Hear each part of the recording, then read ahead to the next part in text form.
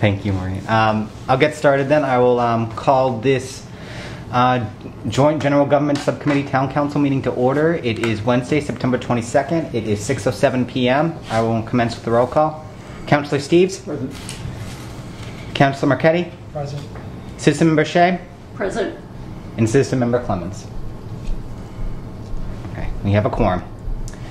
We will now move on to agenda item number 2. Consider and accept the General Government Subcommittee meetings minutes of August 9th, 2021. I'll accept a motion and a second. Second. Second. Okay, discussion. My style is a little bit different than the style that our paid person does, but I tried my best to provide a good summation of the events that happened and try to give as much detail without going to be too transcriptive about it. It's very easy to follow. That's what I like about this layout, so that's why I went with it. I figured it's easy, you can see the motions, you can see whether or not action was taken on an item because I made sure to include that.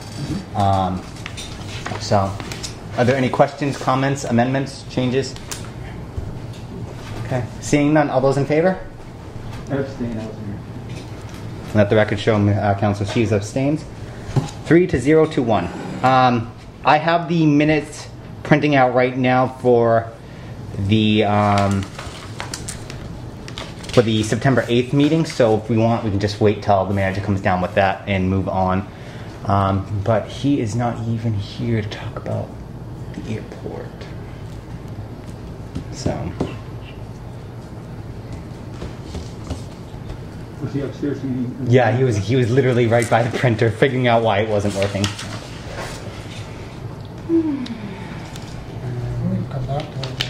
Excuse me, the second item I'm prepared to talk about if you wanted to. The waiving its rights of first refusal? Yes. Unless I have any objections, I'll go on to well. Sure. Okay. Agenda item number 5. Review and discuss the town waiving its right of first refusal according to MGL Chapter 61 and 61A, Assessor Parcels number 040-002-00001, C61, and 041-003-00001268, C1A. WBC 61. It's chapter 61. Oh, so that one is incorrect. 61 and the 61A. Yeah, that's missing. The important Okay. issue. Okay, so it should say 61A. Okay. And 041-004-99991, C61, 268 and 348 Dresser Road, the property, and entertain a motion to recommend to council that council waive its first right of first refusal for the property.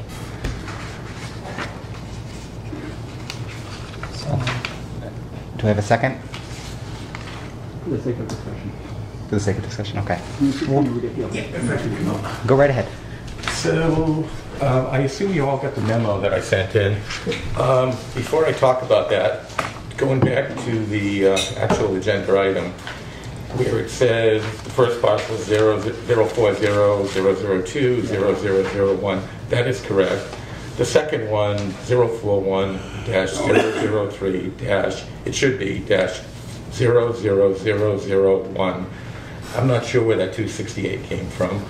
And the next one, it says 041-004.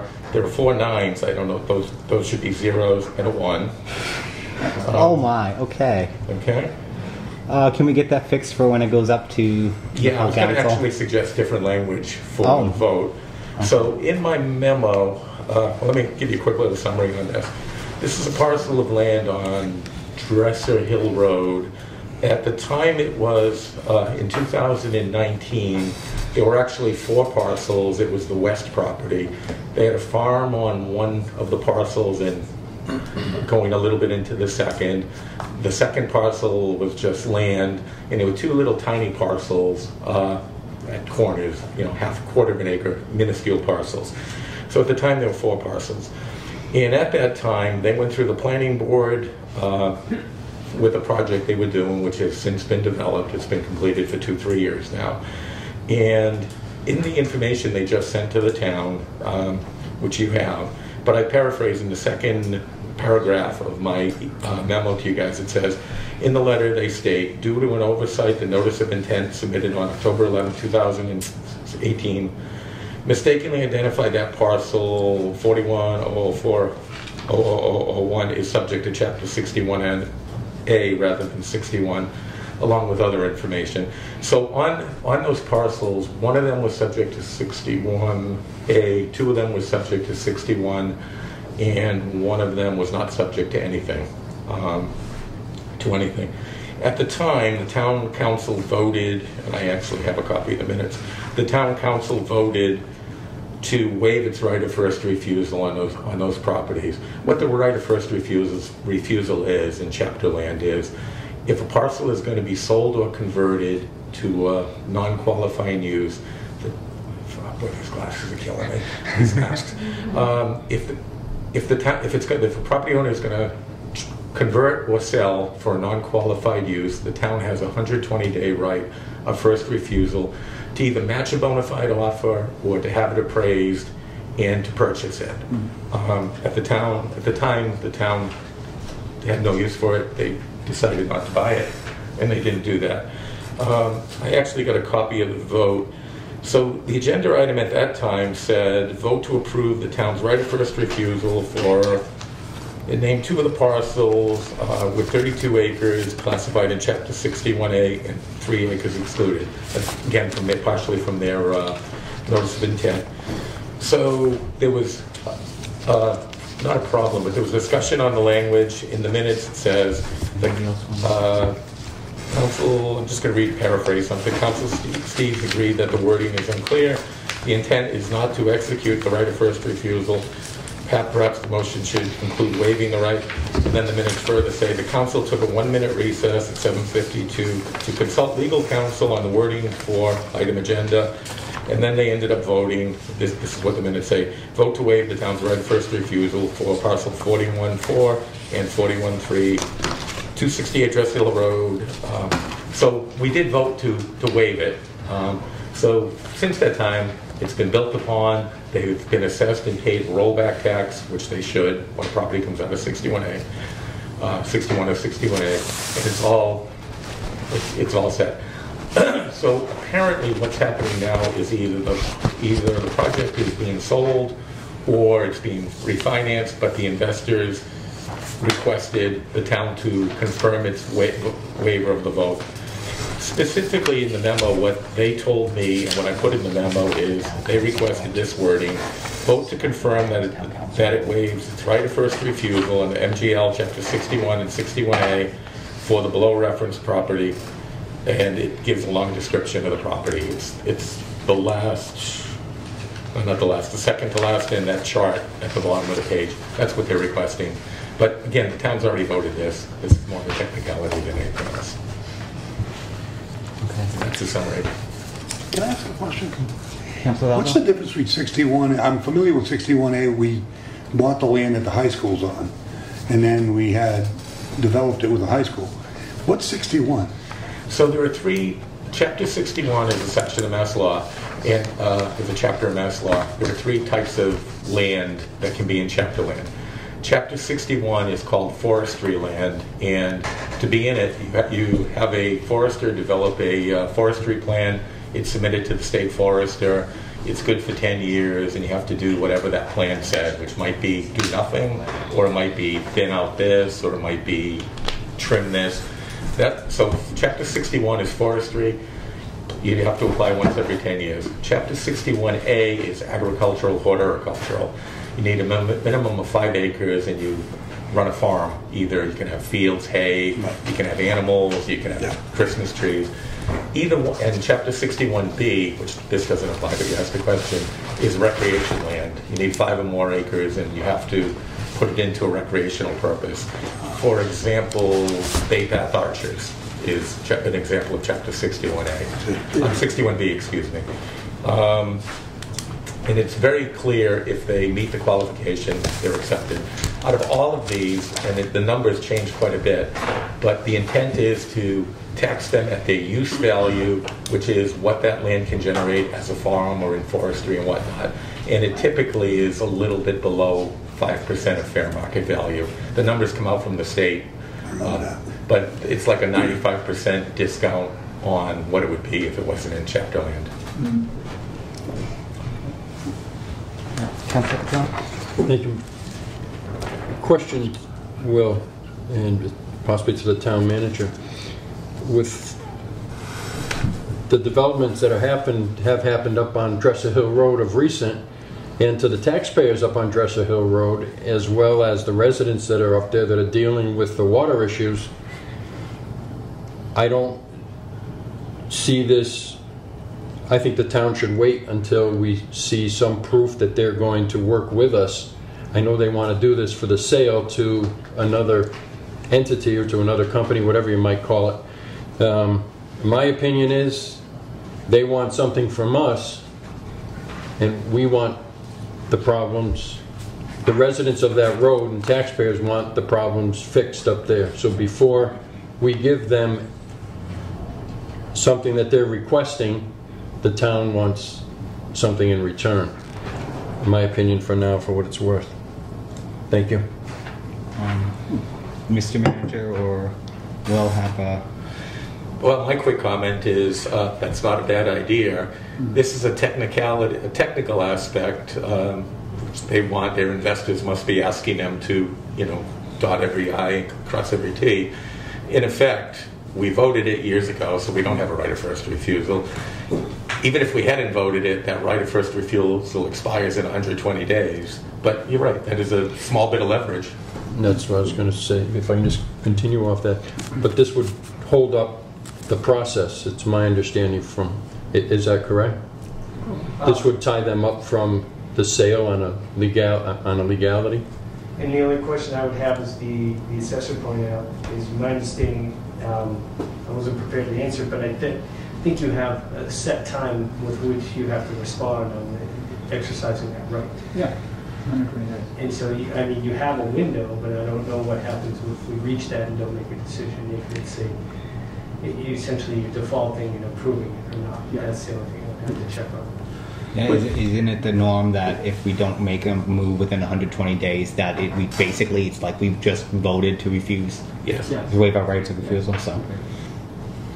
But does that actually apply if we've in fact already voted for the rights and this is just a legality? I mean, it's already been done. This is their mistake, not ours. This is just part of the course of it. We constantly keep discovering mistakes and blatant incompetence. And this is just nothing there, unfortunately. Hopefully this is the last thing we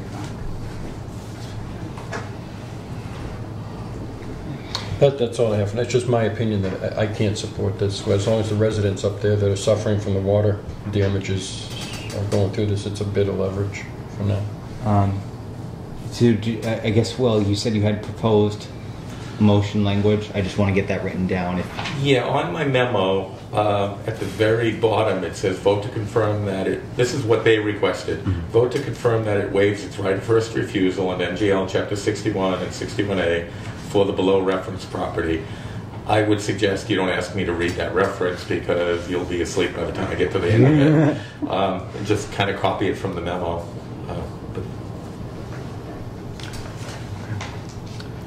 So, what is the will? One question. Yes. Is the water problem the result of this solar farm, or is it just part of? Absolutely. It is from. Okay. Yes, it is. So, but it sounds like we don't have. Is there other suggestions? Is there, or do we want to just go forward with the motion that? Can we? Okay. Mm-hmm. Is it legal to make a vote conditional on seeing the developer up there do certain things? But they're selling it, so. But they're in the process of doing certain things. I mean, are the ones that you have talked to the ones that are selling it, or are they just cleaning up I can't paperwork comment because they've on already either. bought it? You have to ask the TM. I don't want to comment on that. If I could just say one thing, I might have used the word sell, but that's a speculation. I don't know what they're No. doing with it. I think they use the word on the telephone, investors. So they may be refinancing it. They may be trying to put it all finally to bed. But I just want to clear. I used the word sell. If I did use the word sell, it was a speculation. I don't know if that's the case. I mean, I think it's reasonable for us to expect whatever they're doing, they finish off what they've said they're going to do before they do anything else that will, quite frankly, benefit them. Because they've made a huge mess of the project.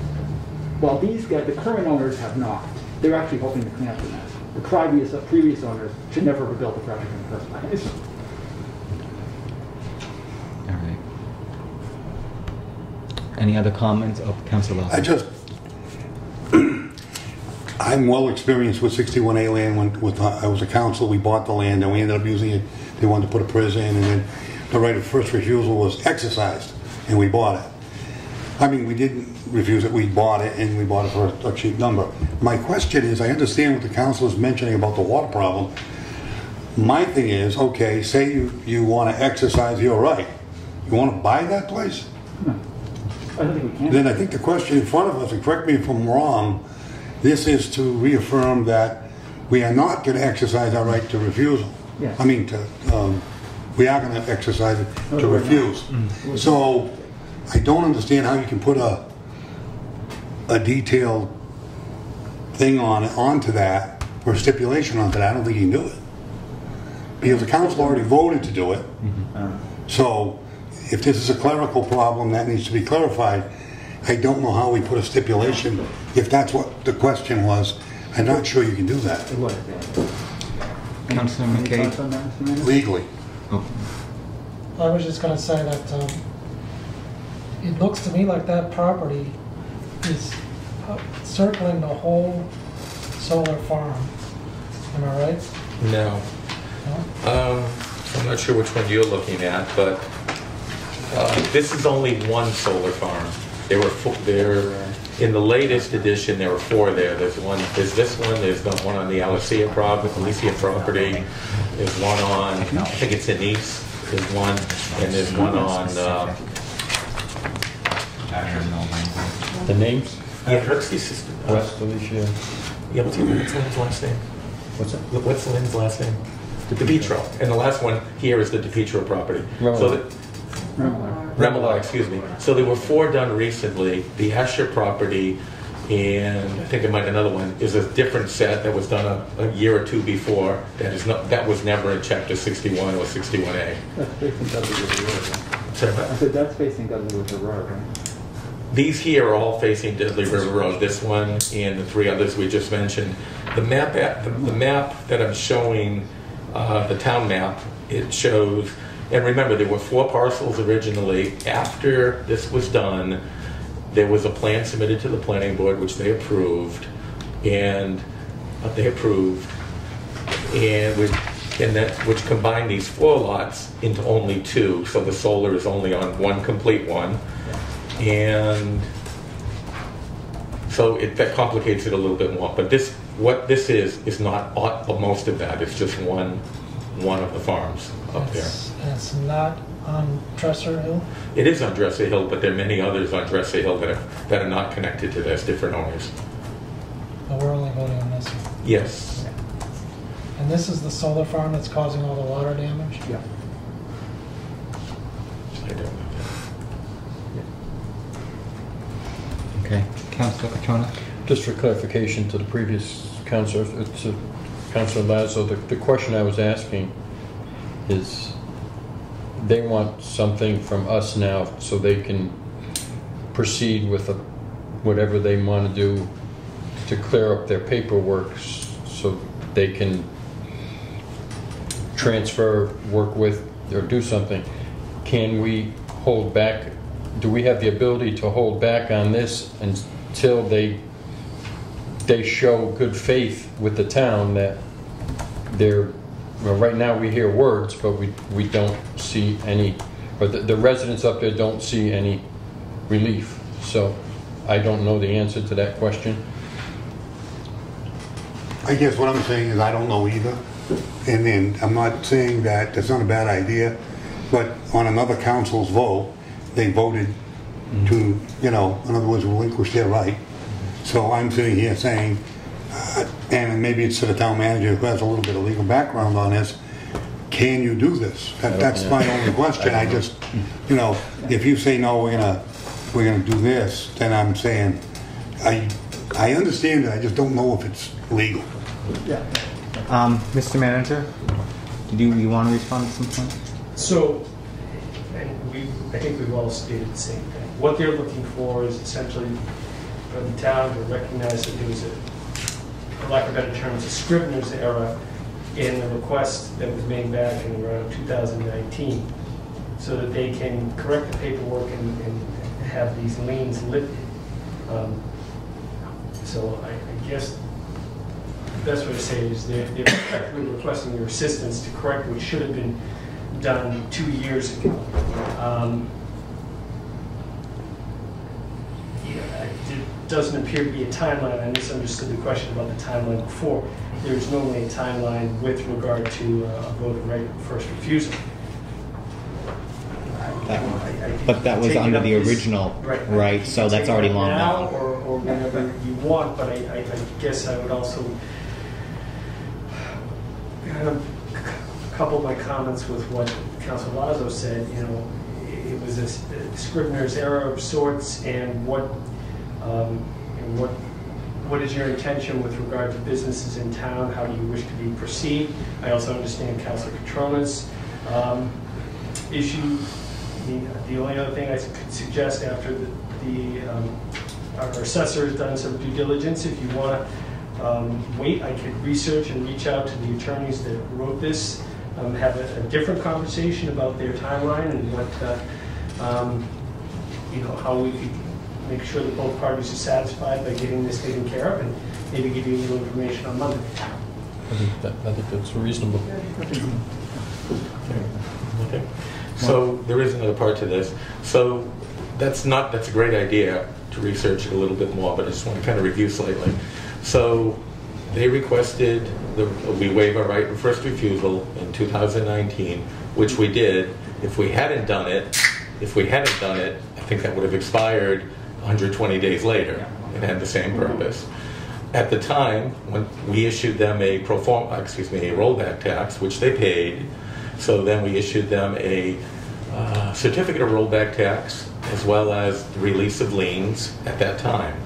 So along with this request, they're also requested the Board of Assessors to issue an additional release of lien to this specific language. We've already released the lien, but this is a little bit more specific, which the Board of Assessors voted to do, and we signed those releases of liens at our last meeting.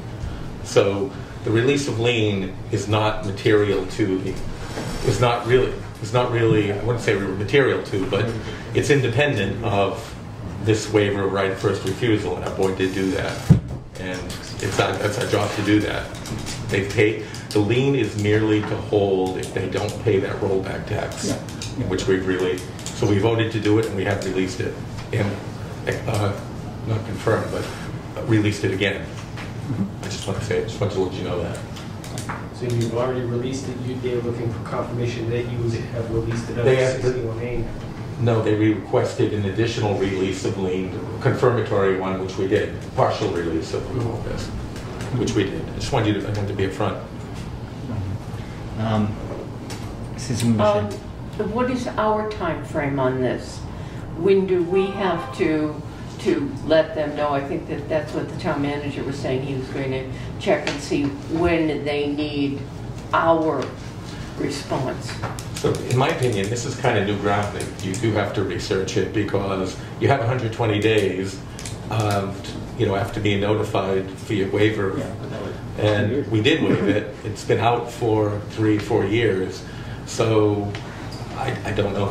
Attorneys will have to come up with that answer. I have no clue because we've already done it. So does it sound like that we want to postpone action on this item until we get more information? If the manager can do it by Monday, I'd say Absolutely. bring it to the council and then let the manager have some time.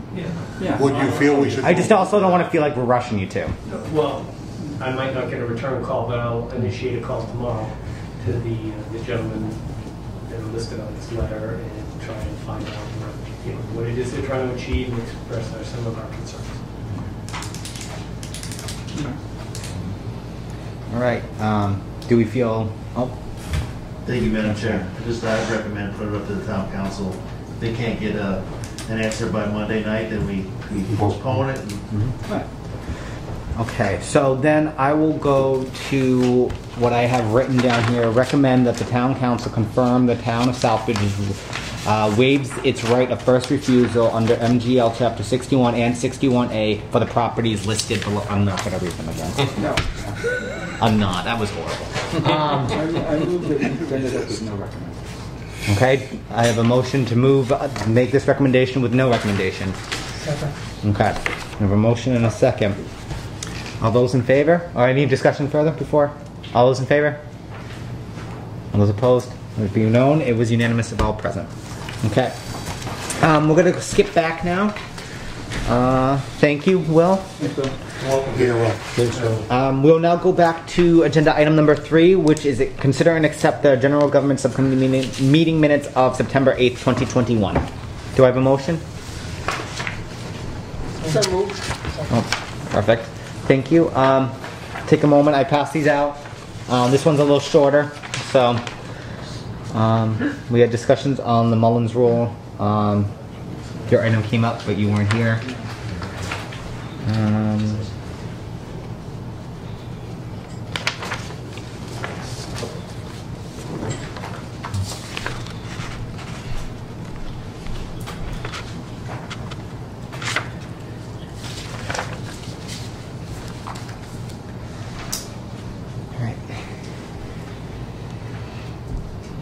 I don't have to read them, I read them. I wrote them. I know what they say.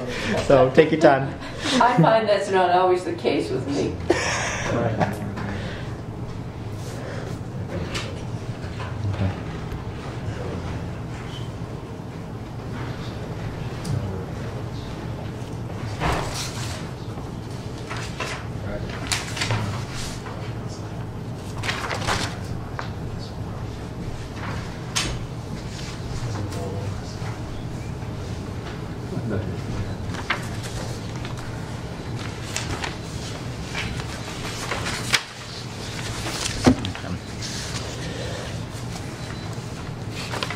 Okay. Any amendments, changes? I know you'll be abstaining for this one. So then I will, okay. All those in favor of approving the minutes as presented? All those opposed? All those abstaining? Let the record show is 3-0 to 1 with Councillor Steves abstaining. We will now move on to agenda item number 4, review and discuss the Southbridge Airport Commission's request to move forward and apply for $32,000 of funding from the Federal Aviation Administration, FAA, and entertain a motion to recommend that Council approve applying for the funding and authorize the town manager to sign all related documents. So moved. I have a motion. Do I have a second? Second. Motion by Councilor Marquette, motion seconded by Councilor Steves. Mr. Clements, I'll let you start. Thank you, Madam Chair. Under the American Rescue Plan Act of 2021, the FAA received funds and dispersed them to airports across the country. Southbridge is eligible for a $32,000 grant. We can use these funds for our normal operating and costs, including, I think, rent and labor costs and other utility costs that we have at the airport. So that's what the grant can be used for at this point. And any questions? Any comments? Ms. Citizen I Mercer? thought when I read it, it sounded like it was for expenses particularly related to COVID, like cleaning and... Payroll is part of that. Yeah, well, payroll would definitely be part of that. But... and I think that's in the last few grants we've got, we had received one for $30,000 a year and a half ago. Then we had another $13,000, and then this one here, I think when I talked to Karen, she uses primary labor to just pay for the whole, go against the grant, so we can use the grant for that. Okay. But there were a couple of other things you just listed, which Yeah. I didn't sound right. Labor sounds fine. Cleaning supplies, that kind of stuff, but just be sure it kind of sounds Yeah. COVID-y. Well, I make sure, Karen, make sure we get it correct, so we've been using labor for all the grants we've gotten over the last 2 years. And our labor at the airports runs between, 50 to 60,000 a year, so we'll be able to use it up for that. Councilor Steves? Any idea when the town plan is receiving this? I think we have, I don't have the exact deadline, but we have, I think, through next year to use it. If this one goes quite, we can go quite a bit forward with it. But once we get it, I think once we get it received, the grant, I think we're pretty good at writing it off. Probably it'll be done by the end of this year. We use, because we can go backwards from when the grant was first, I mean, when the rescue plan was first put out, we can go back with labor and carry it through this year. So once we get to the 32,000, Karen can go back and start where she left off with the last grant and just keep the labor going and write it off that way. And this will go in the enterprise account. All right. Any further questions or comments? Seeing none, Just one quick thing here. I happen to notice this on page 5 of our document. That is the block line version. Item number 16 says congressional district of applicant and program project, and they're different. It should be both the same. Because they're both the same. I think it's just specifically that way because it's not always the same, right? I mean, they're both in Southbridge, and it's District 1. Can you say that again a little bit louder, Gus? I just happen to notice that item number 16, congressional district, it says applicant to program or project. It's 1. I think that, we're in congressional district 1.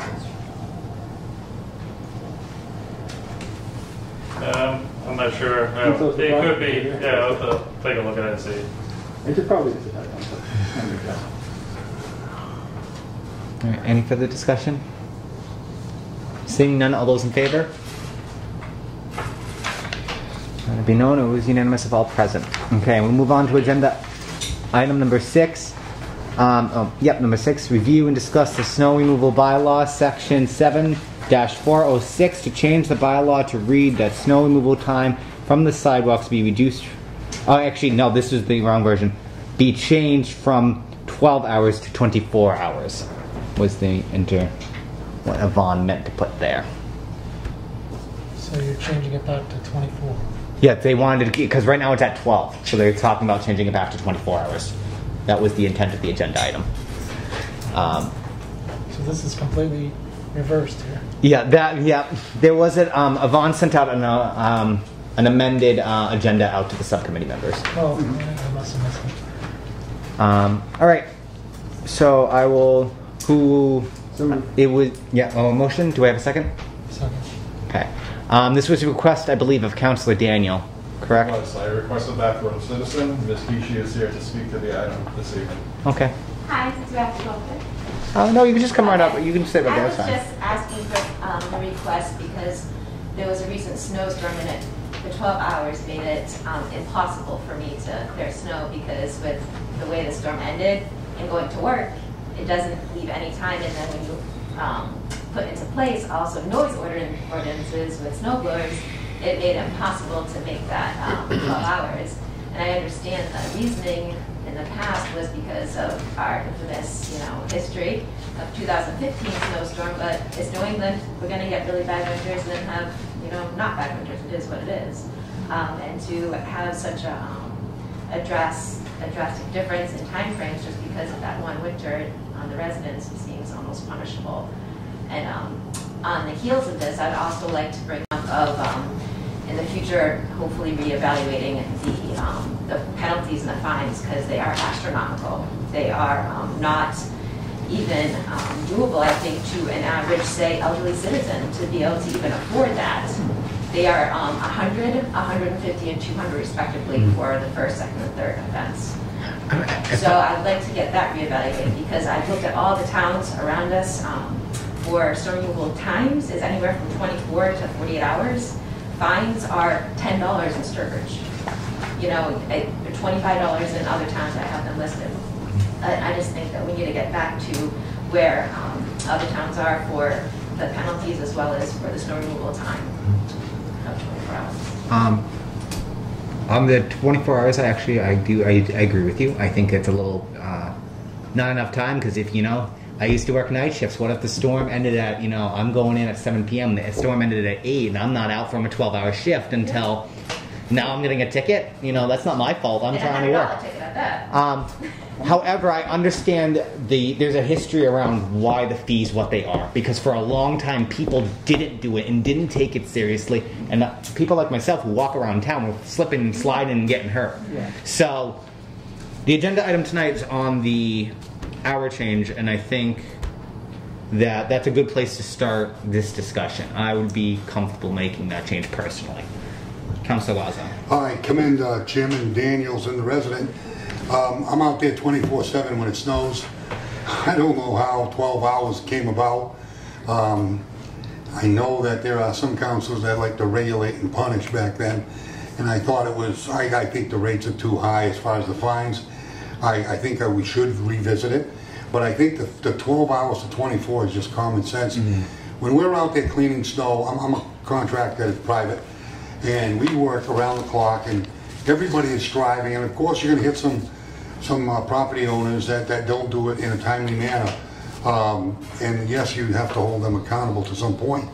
But the 24 hours, I think, is a great idea for the citizens to come out of their houses and clean up, especially when sometimes the storm doesn't always end at the right time of the day for everybody. And it makes it even more difficult to clean it up. So I have got to say I support that 100%, and thanks for bringing it forward. Mm-hmm. Heather? Yes, I would like to speak on it as DPW director, and from a town standpoint of all the sidewalks that the town has to handle. There is not any possible way for the DPW to actually clean the sidewalks up within 12 hours. We are still cleaning the roads. Sometimes at that point, hopefully we're done cleaning the roads, but to have my staff, especially if it's overnight and been a long storm, stay on and start doing sidewalks immediately is dangerous, and it's too demanding. They have to get a break at some point. So a 24-hour would at least give them time to go home and take a break and then come back to address the sidewalks. Okay. All right. Councilor Steve? Yeah, one thing I was reading through the packet is that, and then maybe this was an issue that was addressed in the minutes that are missing, but if you look at them, August 24th of 2015 minutes clearly kept the 24-hour limit. There was a change some point between. Yet by 9/23/15 it had changed to 12 cents. But there's no documentation of it. Councilor Daniel, I knew you'd be prepared for Madam this. Chair, for you. As I was reviewing the minutes and looking back through the minutes history, when you get to the July 20th, was it the July 20th meeting? I believe it was July 20th, there was a town council meeting, and the minutes for that meeting are lost. When you look them up on the website. We have the July 20th. Where did you get them? They're in the packet.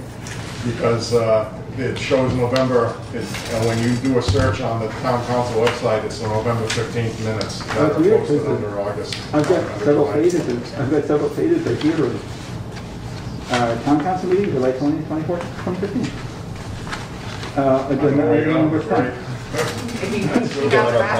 The question is, that was the first reading. The second reading is the one that's missing. All right. Okay. And then the third reading is a very short, just the reading, and then everybody voted yes in September. The councilor is correct. I misspoke. The missing meeting is the second meeting, the second town council meeting, and that's where the change was made. As far as I can decipher, the change was made at the second meeting, and the minutes for the second meeting are missing. And I misspoke about the dates of the meeting. But yeah. And the third one was August 24th at 9:15. Minutes of on the time frame, the minutes of August 10th are missing. Is there any? We should have those were recorded, correct? So we should have. I did a search and I didn't see any YouTube videos on. That doesn't mean the cable office doesn't have a copy of it. Yeah, cable will probably have it. I would recommend looking into that, because that's a little interesting that we can't find any information about that meeting. I don't know. I'll check into that. I don't know if they were YouTubing back then. I don't think they were. I think they didn't start YouTubing until like 2017, 2018. Mr. Manager? Madam Chairman, the only thing I would also add from the town's perspective is this past winter, we did have calls from businesses around the central Hamilton and Main Street area that were calling because they were adhering to the current rule while other businesses were not. And sometimes it may not be because the landowner is right there, but some people, I think, would argue that the 12 is good in a commercial area. The difficulty is looking at the way we're zoned, our commercial core carries so many residential streets back. Sure. It's not really for debate here or discussion, but I think reminding business owners that if they could get out at the start of the business day following the storm and get the sidewalks clean, notwithstanding any change that you may consider this evening, those highly trafficked areas pose a threat to the safety of our citizens and their patrons walking through, and I know it was a frustration from some business owners that made the effort to clean it and others didn't. And then I know which businesses exactly you're talking about. Some of them went on for more than 24 hours. So and there is discretion. I know I talked with the police chief, and we did make sure that certain people were ticketed because it was just flagrant violations. But I just make you aware that we did deal with some of that this past season. Okay. All right. Do we have any further discussion on the hour, the change from 12 hours to 24 hours? I have a quick question. It's not related to time specifically, but clearly to Heather or probably to Heather. Would it be feasible to figure out some way so that having property owners time their shoveling so that they do it after you've actually plowed the road, so they get those mounds that block the sidewalk from the road? Because those are travel hazards during the block. And I think they can sometimes be this tough. I know. I wish. I mean, we try to tell people, when they call us to complain because we just plowed in their sidewalk for the 10th time, I was like, you know what, if you know that we're not done plowing, don't go out and shovel your sidewalk. Yeah. I can't, make provisions for everybody's driveway. It's like, I just shoveled my driveway. I get that call 5 times a storm. I'm sure you do. So I get it. I'm sympathetic, but we can't make specialized, especially when we've been out there for 12 hours and we're just trying to clean up the roads, when our roads are the priority so that people can travel safely on the roads until the time we can get back out into sidewalks. And I understand walking and everything, but at some point we have to prioritize. So we prioritize roads till the storm is done and we can get the roads cleared up, and then the next day we go on our sidewalks for our own personal town. But I do try to encourage people to wait until the storm is over, until they see that there's no more, until they see us out sanding. If we're out sanding, usually that means we are done plowing. Yep. Then you can go out and shovel. Councilor Dow? Thank you, Mr. Chair, for you. When the 24-hour start, when The cessation of the storm. Or when the storm stops? When the storm stops. The cessation of the storm. I think 24 hours is fair because sometimes people plow, leave to work, and then DPW go by. I think it's good. 24 hours is good. Then when they come back from work, they can clean it again. So that's a good idea. I just have a quick one. Go right ahead, Councilor McCain. Is there any interest in amending this to reduce the fines? I don't think that would be appropriate since it wasn't on the agenda. But we could amend it. I'd revisit it. I would come back and wait till have it properly posted. Okay. Well, Just a thought. just, thank you, Madam Chair. This is just the subcommittee, I'm not just taking away from the subcommittee, but it is a subcommittee where it's recommending. So you didn't take any type of vote. But we didn't. But it's not been posted properly. I'm sorry. I'm not going to move on that. It's not posted properly. Okay. Any other discussion? Okay, seeing none, we have a motion and a second to change it from 12 hours to 24 hours. And recommend that to council. All those in favor? All those opposed? Let it be known it is unanimous. Move on to the next agenda item.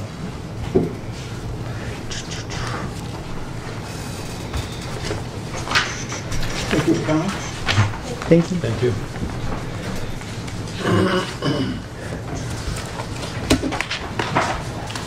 There we go. All right.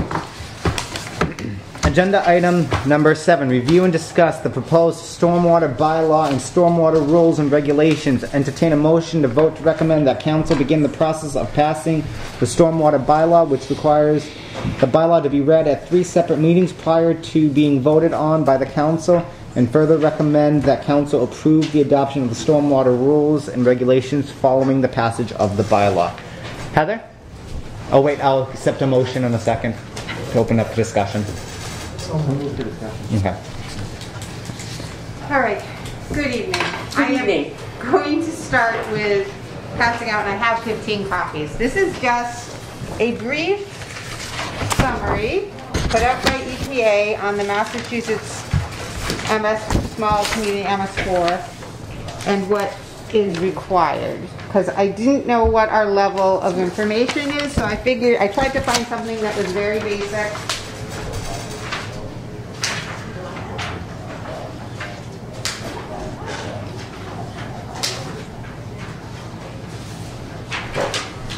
I'm not going to read it, but I just want you to have this reference material, and I'm just going to give you a brief overview. So MS4 has been around, and I'm going to get the dates wrong because I always do. 2003 was the first round. The first round of MS4. EPA identified that our public water bodies in the whole country were influenced by stormwater and runoff and contamination, and they wanted to try to address that and to make our water bodies more healthy. In general, all over, not just Massachusetts, everywhere, the EPA regulations. Massachusetts has its own permit now. Originally, Massachusetts and New Hampshire were a joint permit together in 2003. Now, the new permit is 2016. It didn't go into effect until 2018. So, EPA doesn't move very fast. We've had conversations about that in other times. But they also have to address a lot of comments, and there were a lot of comments on the new permit because there's a lot of requirements in this new permit that are additional requirements from the old permit. What we're talking about today is a new stormwater bylaw. It is a requirement of the MS4 permit that we have a stormwater bylaw. There are requirements in the regulation of what needs to be in that bylaw. We were already supposed to have a stormwater bylaw in place. We don't. We have a very loose reference to something that doesn't meet the qualifications of what the stormwater bylaw was supposed to be from 2003. I believe those requirements were came into effect in 2008, maybe the fifth year of the permit or so. So what we are attempting to do here is get to the current regulation a stormwater bylaw. In addition to a bylaw, what they do recommend is you have regulations. So the bylaw is a standalone document that says, here's what you have to meet and these are the requirements. The regulations are how you're going to implement it. Okay, so there's 2 different levels. I believe you got both the regulations. Yes. You got the bylaw and the draft regulations in your packet. What we have to, what we should be concentrating on right now is the bylaw. And so let me tell you how we, how I got to give credit where credit's due. How Matt drafted this bylaw with input from myself, Eric Rumsey, the town manager, kind of giving input, and he kind of put it together for us because we kind of have to have one central person. He can jump in. We are partners, we are part of the Central Mass Regional Stormwater Coalition. We have been for many years. As part of that coalition, they're able to take the funding and the grant funding that we get and do different projects in support of the stormwater and the MS4 permits. They help us, they provide us technical knowledge and everything, that type of thing. With the new stormwater bylaw requirements, what they did is they had a consultant called Arcadis draft basically a template bylaw that met all those requirements of the EPA language, so that communities like us and other communities had something to use as a standard template that they had a very good sense that it would be accepted and there wouldn't be anything wrong with it, wouldn't be challenged by EPA or Mass DEP. They got input from both of those organizations on that draft so that they knew. There were some parts that we could, Is it a bylaw or an ordinance? Those are, it depends on what community uses what type of terminology, right? That's the difference. There are some other places of, you know, who is the responsible people to look over things. Some people operate, you know, smaller towns might have a committee versus where we have people that are full-time. It's a little different situation. So that's how we got here. We have drafted this. We've been working on it for, well, this started that we started drafting a permit prior to Mr. Rumsey ever arriving. His predecessor had started on working on the bylaws. It got dropped. Lots of change order. We have change over. We actually are under order by EPA to have this bylaw completed. Consent order. So we are in violation and they know it. So we're trying to move this along. We do look for your input. We want everybody in the community to buy in on this. We need to. This is kind of just the start of you hearing probably a lot more about stormwater in the future. We've been trying to make incremental steps. Part of the reason why a lot of our projects now include updating our deep sump catch basins, because that's one of the easiest requirements for us to meet to help our stormwater situation. But we need to start sampling. We need to start doing our illicit discharge determinations. We need to start a whole variety of things. Every single one of our outfalls have to be surveyed to see if they have water coming out of them when it's not raining, when we haven't had rain. That's a big task. It's a big task for any department. So we're going to have to think about those things in the future, but this is our first step. What this bylaw, we have heard some of the concerns earlier tonight regarding Dresser Hill Road. This is a perfect example. If we had this bylaw in place, we would have the bylaw in place and the regulations, we would have a mechanism to go after the people on a stormwater basis, because there's requirements in there for maintenance, for pre and post construction maintenance. The permits have those type. When you issue a stormwater permit, especially on a large site like that, that would be a major permit, you have more authority as a town to go after people that might be in violation of their stormwater. Right now, we don't have that mechanism in place to be able to really go after them. So Matt and I are here to try to answer your questions. Matt will be able to probably answer more of the technical details of what's in this bylaw better than I am. But I did want to give you the overview sense of why are we here doing this, you know, and how important it is that we keep this moving forward at a reasonable pace, because we are being watched. We are on the clock, I guess you could say. And by making progress, EPA will be happy. They don't expect you to just devote it in carte blanche, but they want to see you making progress. All right. Did you want to talk first? Did you have anything to add, or just add a few things regarding the order? The order that we received from the EPA was in December 2019, and they were requiring us to pass an ordinance by mid-2020.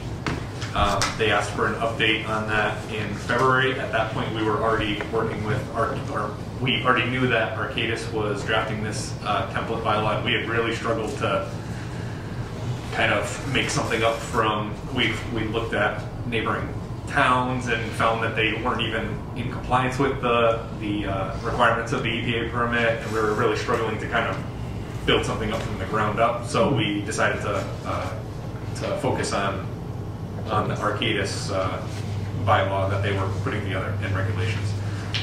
So they asked for an update in February. We let them know that we were working with Arcadis, and then a few months later, when that was ready to go, then we started tailoring it to our town. What's included in the bylaw? Generally, the requirements of the EPA requirements for what we need to have bylaws or ordinances in place to do are authority to. It's basically these the minimum control measures that you have here, 3, 4, and 5. We need regulatory authority to be able to do these things. So illicit discharge detection and elimination, that's going to just allow us to investigate illicit discharges, which is like pollutants or non-stormwater discharges not allowed.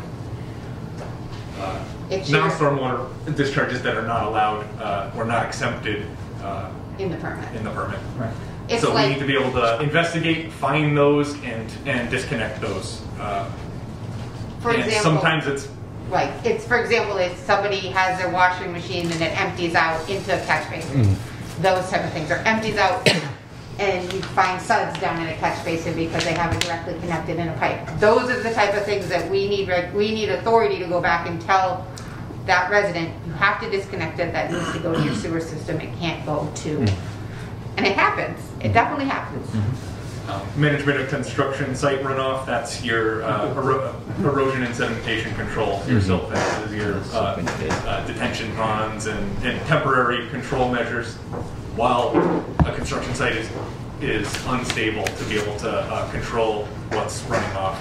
And then management of post-construction site runoff is more your the design of the stormwater system and the continued maintenance of it. So your catch basins and detention ponds that are and rain gardens and water control, water quality structures, and all those things that kind of permanently need to be maintained in order for the site to not discharge pollutants and control the volume of water that's coming off on site.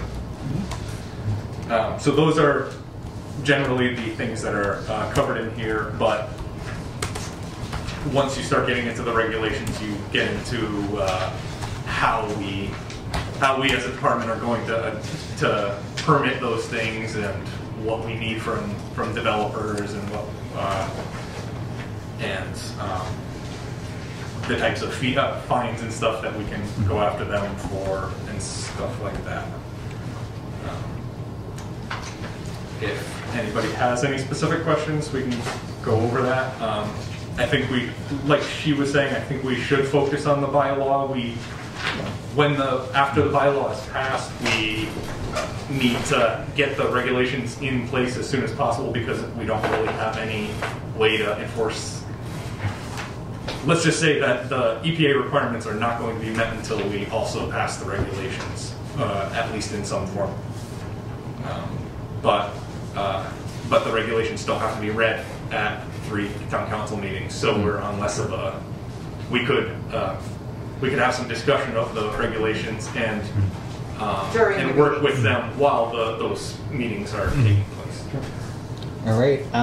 I do have a list of people, so let me go in order. Councilor Catrona. Thank you. I did take the time. I read through this more than once, at least 2 times. Plus, without getting into the content, my question, we spoke last night at the DPW subcommittee meeting, would be implementation, as you just spoke about, and I know it's not part of this evening, but staffing. Is it going to require licensing? Is it going to require additional staffing? Are we going to be contracting this out to someone? So I think ultimately we're going to have to see how much of a burden it is on us. I think in the end, it is going to require more manpower to not just to manage this bylaw and regulations, but also all of the other requirements of the MS4 permit, all the sampling, all the keeping track of all the catch basin inspections and stormwater, other stormwater conveyances and treatment structures and everything that we have in town. That all needs to be inspected constantly and maintained. And there's a huge labor requirement associated with that doesn't even have to do with this bylaw and regulation. So I think some way of funding that is on the horizon. Okay. Thank you. I'll hold the rest of my questions later. Thank you. Councilor Steves? Thank you, Madam Chair. I read through it too, and I have a specific questions. I think mostly focus on the definitions. One thing I noticed is that number 9 makes a distinction between person or party, but we never define party. I didn't hear that, sorry. The definition number 9 makes, and I just numbered them all so we can just go. So I'm just going down the list. Yeah, discharge. Okay, number 9 makes a distinction between person or party, but we never actually define party. At some point, we define responsible party. And I was thinking that when we get down to that point, which would be approximately, I think, definition 24, that one probably should be party. And then add a 25, personally I can't stand to incorporate people.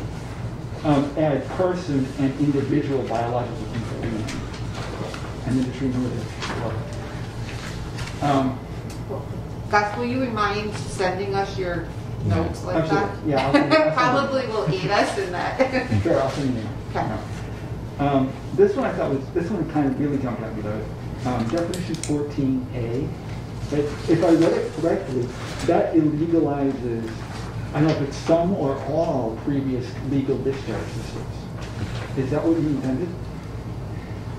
Is that the way I read it, it legalizes all?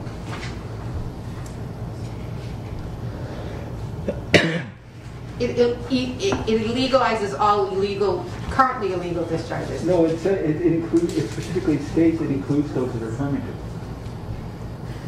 That have been approved by the So if in the 1930s someone was permitted to attach their sewer pipe directly to the drainage system, right. This now makes that illegal. That's what I thought it did. Yeah. So I guess the question there then is, so how does that work? That definitely is going to require a lot of public outreach to let people know that their systems may not be legal anymore. And I'm not sure exactly how that would. I can easily see that not going over very well. I think this is kind of a catch-all. Doing it. Yeah. The fact of the matter is that if somebody's sewer is connected to the drainage system, it probably wasn't permitted, and they probably couldn't present a document that says, no, I'm allowed to do this. But even if they could, we need to stop that discharge. So we need to have legal authority to stop that discharge. And I think that's what that definition allows. I understand that that's what it does. I'm kind of trying to see it. I just think the actual impact of it is going to be years and suddenly realizes that they're in violation of environmental laws that could have. The thing is, I don't think we've ever permitted connections to the stormwater system, so I don't think that will ever be a problem. I don't think there'll ever be a situation where somebody says, no, I'm permitted to discharge. And here's my permit, right? Because most people don't discharge into the sewer into their drain system, right? And when it is an individual resident, we are going to find these situations where, like the example I just gave is the primary one.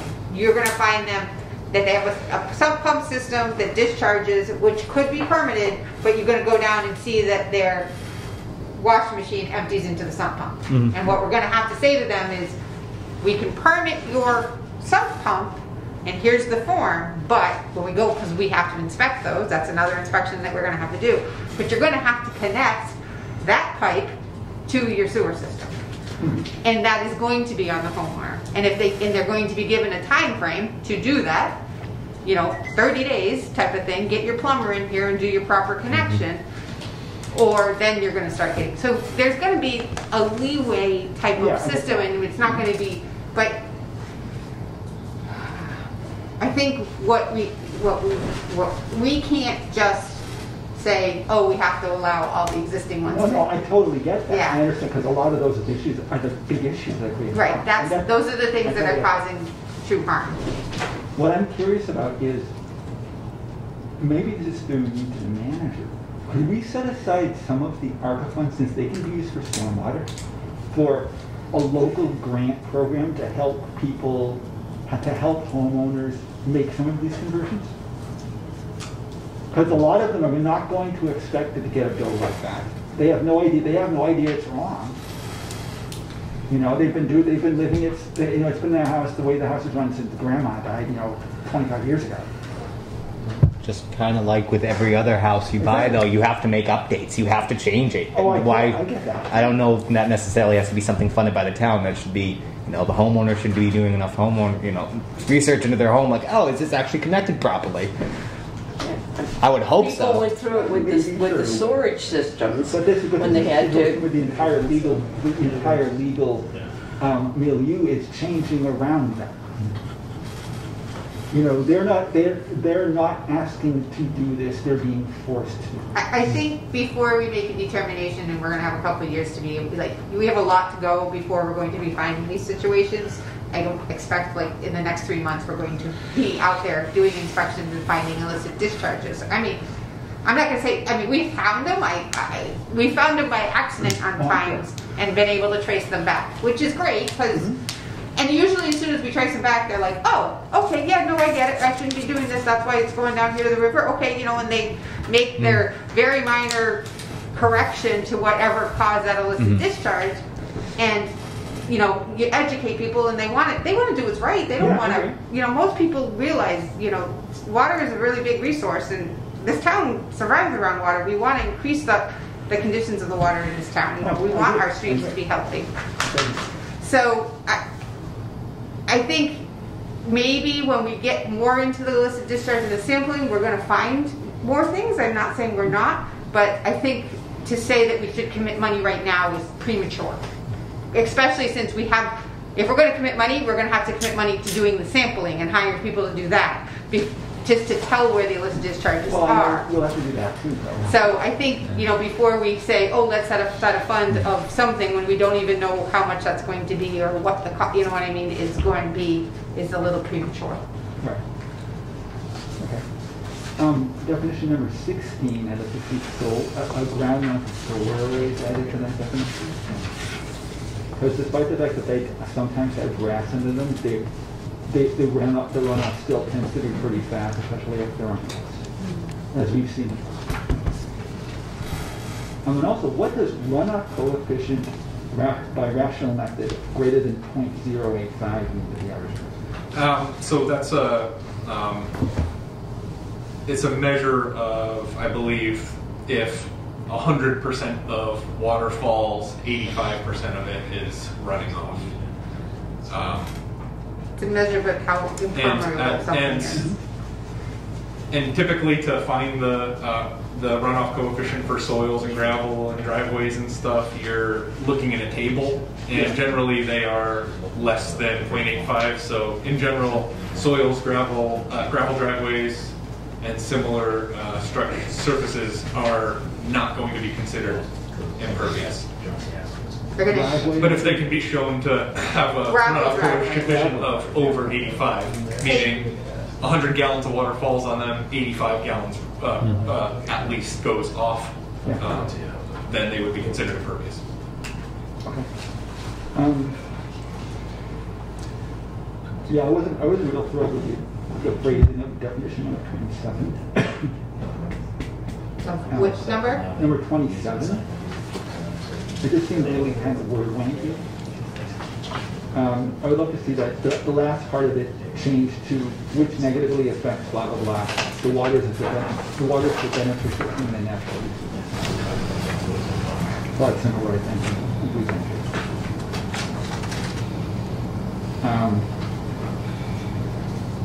Unfortunately, my computer doesn't call it up, and it's oh, there it is.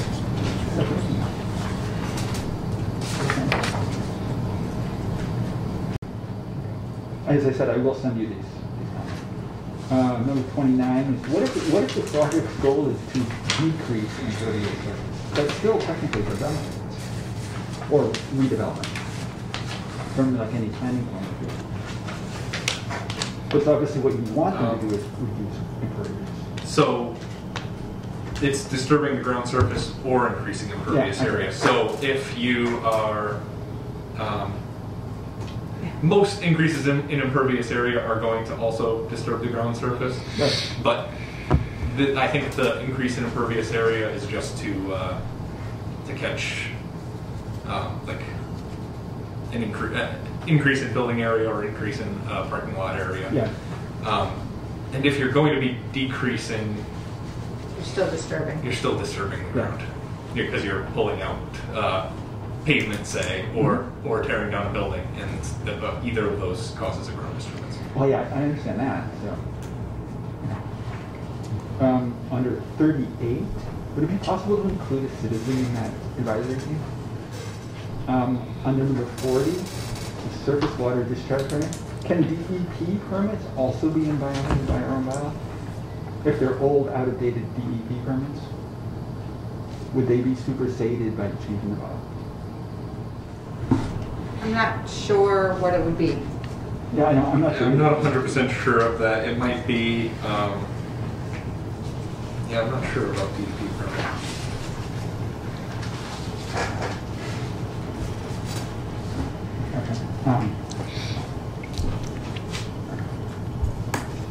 Did you intend number 43 to include intermittent streams? As a water, among water courses?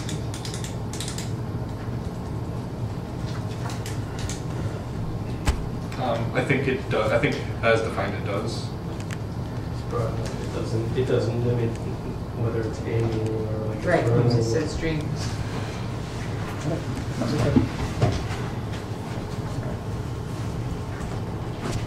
I do have other questions. Do you want me to? I want to get a couple more. Do you want me to continue or maybe let somebody else? No, get them all out. Get them out. Get them out. Get them all. Let's get this done. Okay, under 501.1.3, you say that you may elect to use this particular background. That's an alternative criminal prosecution. Under what circumstances would you see seeking criminal prosecution or civil action? We wouldn't know until, it would be somebody that was a blatant violation and wouldn't comply with any orders. Eventually you might have to go to prosecution. I'm sure you would. You know, so you have to give yourself that option. Yeah, it makes sense that you do. Exactly. And 501.1.4a, you have a reference here to number 3. Project occurs in a critical area or hotspot. That's number defined. Yeah, we don't. So, if at some point we found that a certain area of town is a hotspot, is a problem area for some reason related to stormwater, we could. This leaves the door open to identifying that as a hotspot within our regulations, and then including any ground disturbing activities or such things to require a stormwater permit for that area. It would be something we'd have to determine in the future. So we have, we have different impaired waters criteria that we have to look at. So say, for example, we have really high levels of phosphates in a section, in an outfall area, in a collection area into a certain stream. And we want to make sure that any potential, we would be able to designate that area as a hotspot so that we could do additional enforcement in that area. Yeah, currently because critical areas and hotspots aren't defined, or there's no map showing where they are, then that won't catch anything right now. But if we wanted to pursue something like that in the future, this leaves it open. It could be defined in a subsequent version of the regulations. Wouldn't it have to be, since it's mentioned in the bylaw, it would have to be defined as a bylaw. 3 readings and all that stuff. This is in the bylaw. Well, the bylaw says that we can implement it it just says we can, and if we determine based on, data that we prove in a regulation that this is a defined hotspot based on the definition in the regulation, then by default it allows us to have additional experts and enforcement in the bylaw itself. The bylaw basically allows us to do additional things if we have a hotspot or. Like that. A little bit wishy-washy there. 501.1.5a it specifically says the town is not liable. But it seems to me that it makes sense that compliance with the law should provide some protection to discharges as long as they weren't just pretending to comply. It says it does.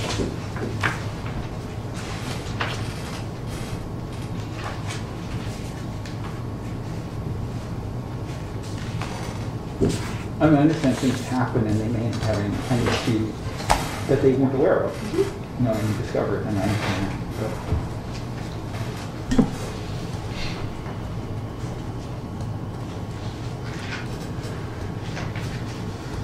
that.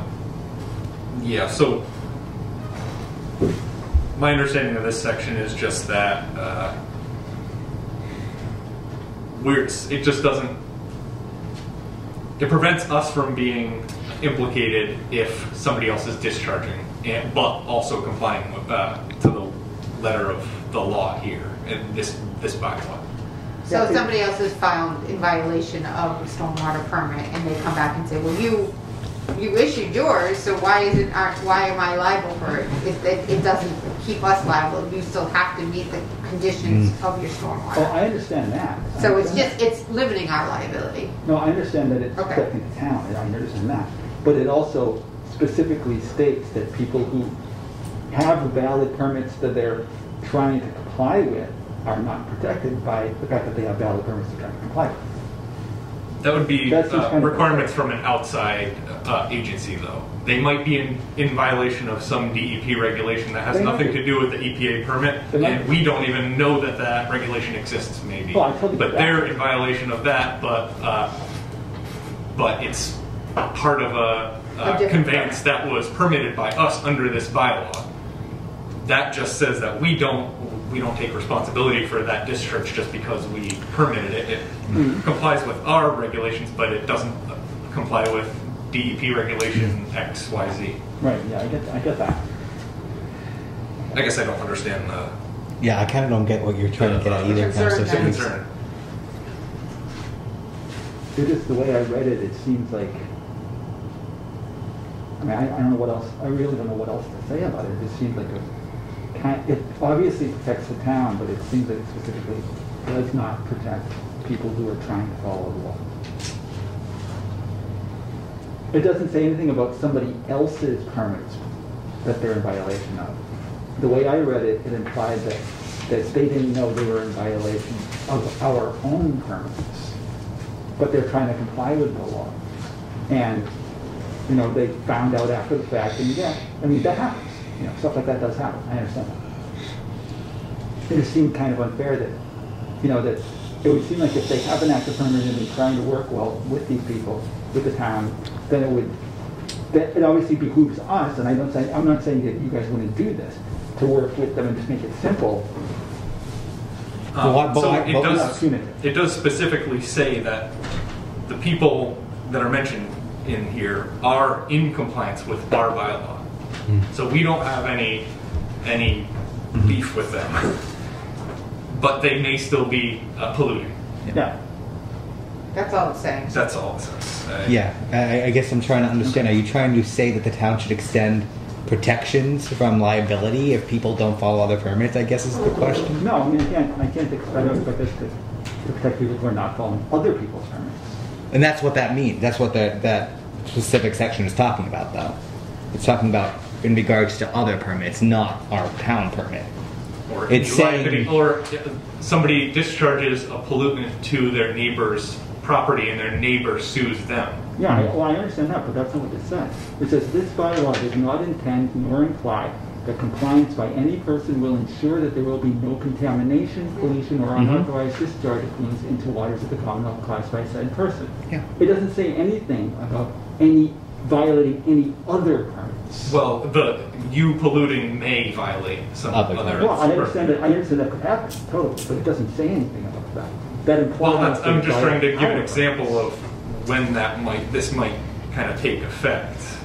It might be a civil suit. It might be a violation of some other regulation from another governing body.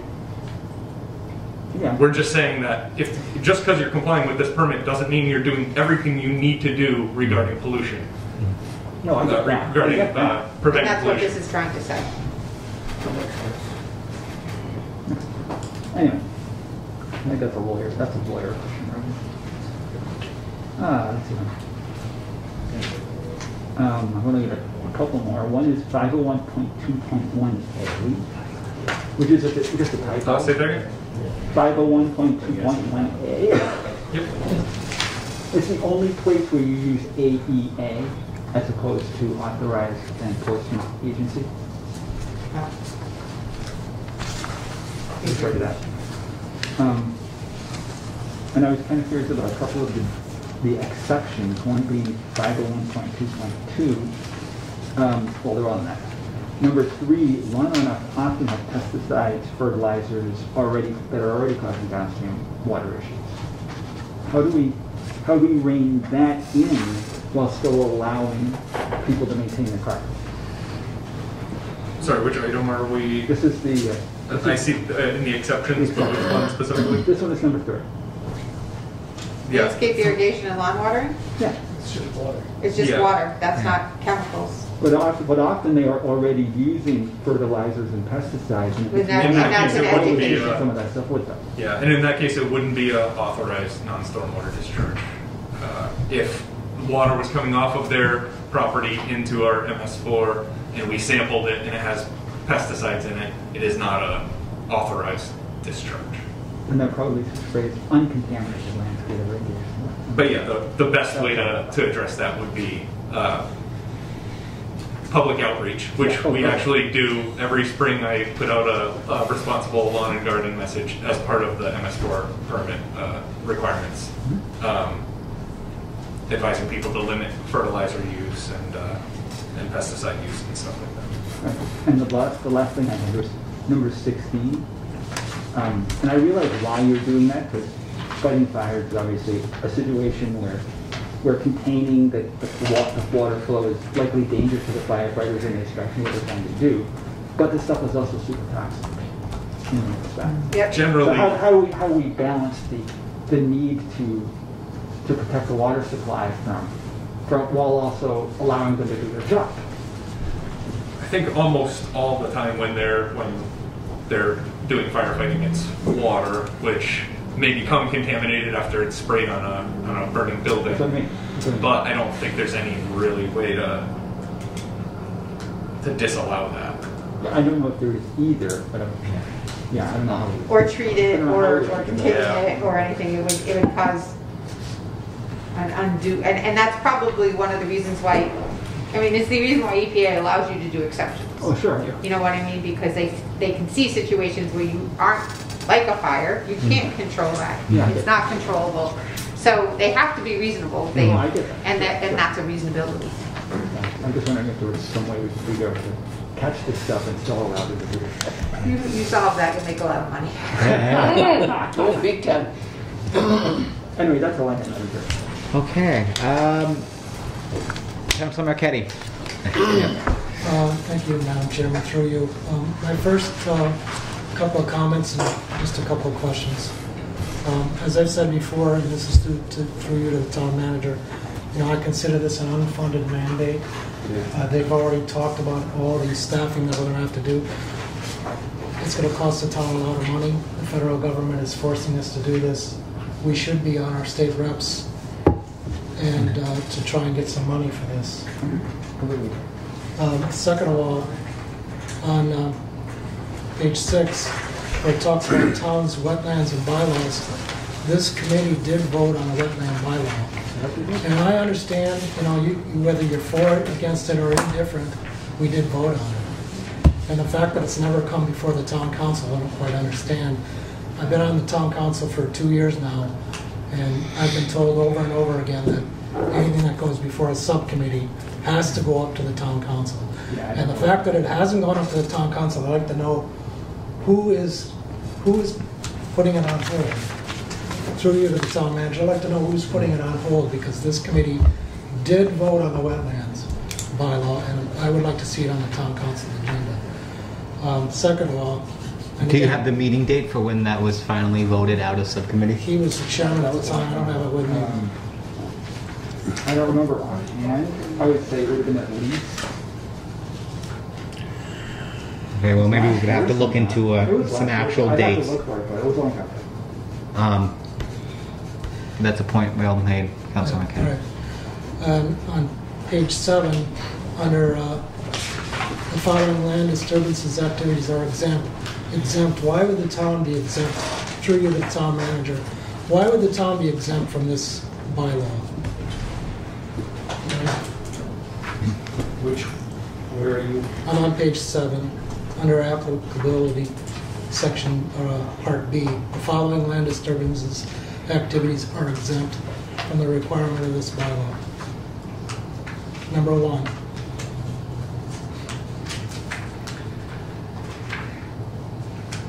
Well, I guess we'll have to go back to CMRPC and find out that their reliance on this, I believe that may have been part of the I can't address that right this evening. Okay. I can tell you that it was EPA's intention that normal maintenance activities would not prompt that you would have to be in compliance. And that was, I probably came out some of the comment periods. Post-construction, routine maintenance and paving will never trigger post-construction requirements. It's right in the EPA, one of the EPA guidance documents that I printed off. This is a different one than I had. So it was their intention that it's not to be onerous on the towns and be able to give them the out, that they will still be able to do, you know, paving operations and maintenance on our streets and maintenance without having to go through doing post-construction. So it was EPA's, that's coming right from EPA. And some, for instance, the work that was done on Brentwood Drive would have triggered a major permit, which we would have had to draw up surveyed plans and a bunch of other things. For just doing road resurfacing. For just a reclamation and paving project, which was disturbed, which was left unstabilized for probably less than a week or so. As opposed to a huge construction project that's over the course of a year and is unstabilized for a huge portion of that. Okay, thank you. It's not very specific, but thank you. And number 2, normal maintenance and improvement of land in agricultural use. Why is agricultural? Because they also got an exemption from EPA, basically. Could you tell me what that is?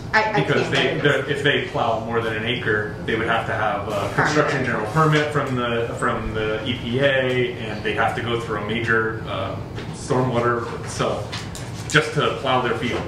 Yeah, that would fall off. Okay, but the Agricultural Commission right now is still trying to get a farm bylaw on the books in town, which would allow a farm to be placed on a half an acre of land, and anywhere in town. And you're telling me all these little half-acre farms all over town would be exempt from this bylaw?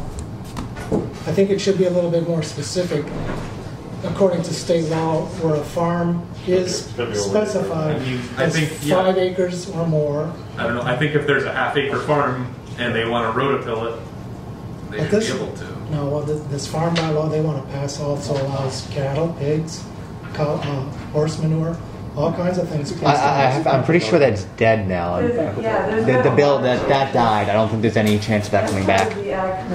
This is 1 acre or more too. It's a half an acre. I know, but this thing says 1 acre or more. Mm-hmm. But the town wants to put the farm. There's been a lot of changes. Okay, it's easy to say it's dead, but if it comes back up, I'm just saying this. It would probably be a good idea to be specific here, what you're talking about with agriculture. According to state law, 5 acres or more, 2 acres or more if they can prove that they're making $1,000 per acre, and I would include that in there. Otherwise, you're going to have half-acre farms all over town. And what are you going to do about stormwater that runs off of those? If it does happen, okay, you're saying it's dead, you don't know.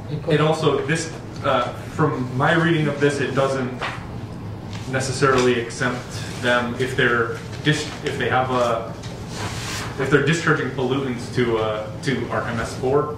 It doesn't protect them. This protects them during the normal maintenance and improvement of land. All right.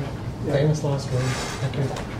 We can look into putting the limits of the state law. We can ask them if that would be applicable, that they could meet a certain requirement. I'm set. I'm all set. Thank you. Okay. Anybody else? Council Laza. It's a lot to swallow, but it's an unfunded liability. It's more bureaucracy. It's more taxpayer dollars. It's important. As I look down the stormwater management, the quick, we'll call it cheat sheet, number 1 through 6. Conservation does a lot of work with a lot of what we have here. And the permit process, which is regulate as we go for permits, whether it be a subdivision, whether it be a buildable lot, even solar farms, and things like retention ponds are put in, and various things are done to stop the stormwater from gushing over properties. And you know, in the last one, I guess it went over the retention ponds because nobody took the bales of hay out of the retention pond, so it blocked the pipe and then created a flow. I'm looking down Good Housekeeping Municipal Operations. I know one of the best things for groundwater, stormwater, is to clean the culverts and the parking lots, only because most of your trash from the streets in a rainstorm goes into a drain, or most oil leaks off the vehicles and parking lots go in a drain.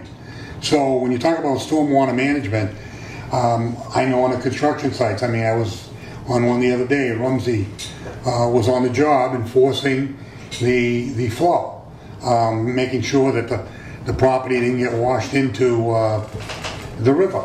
That being said, they were not signing off on it. They couldn't close on the house, and I think that's a pretty good regulation on a builder to stop. You stop a builder's money, and he'll start acting.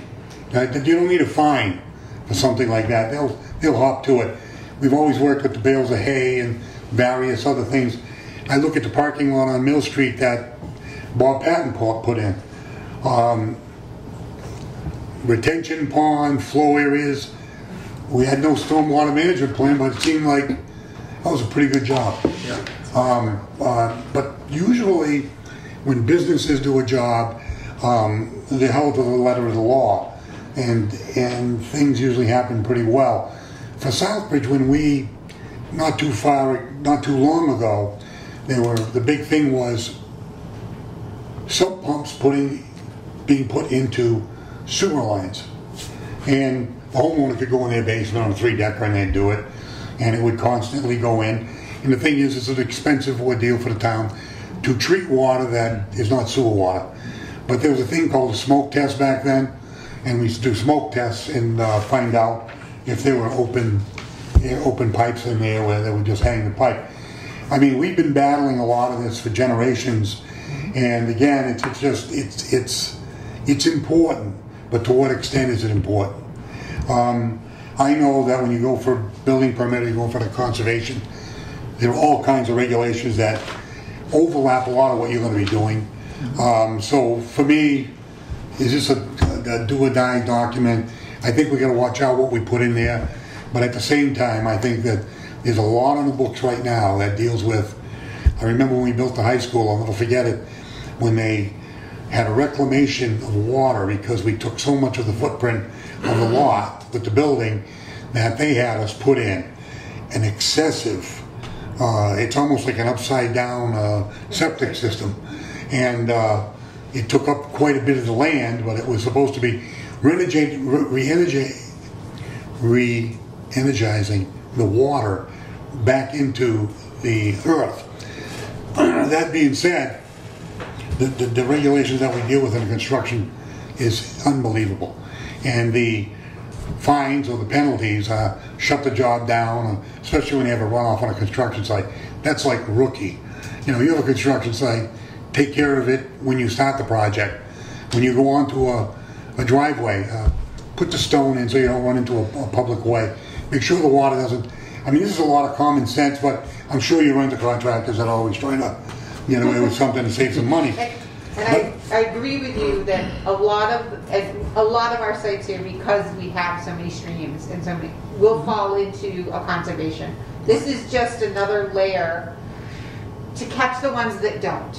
Yep. And conservation, as soon as they release that, there is no post-construction implementation. They don't have the power to go back.